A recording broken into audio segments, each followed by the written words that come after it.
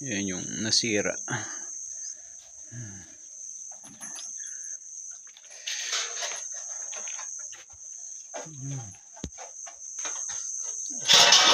Masubi, masubi ang mga saging sa likod bahay, pati dito sira.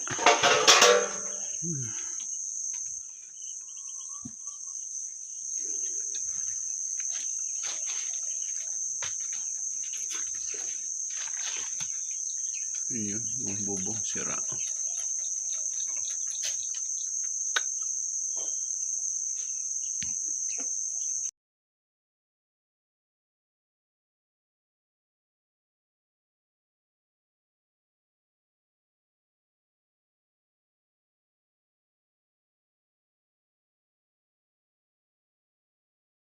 Hello guys, yan na yung nalinis na ngayon. Yan yung dinaanan ng bagyo. Yan na yung bagong linis. Yan siya. Yan. Yan. Kaya gagawin na yung sunod na bagong kulungan pag may time. Yan. Yan siya.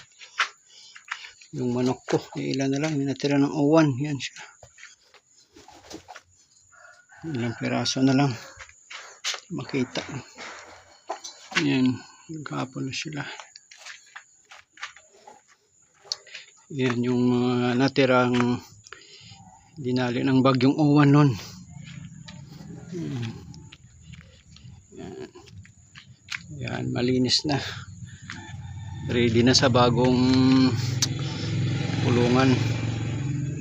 Yan ang bagong update. Yan. Pag tag-init na, yan ang gagawin natin.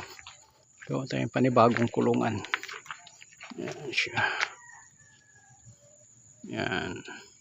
Tapos maayos na yung bakod na yan.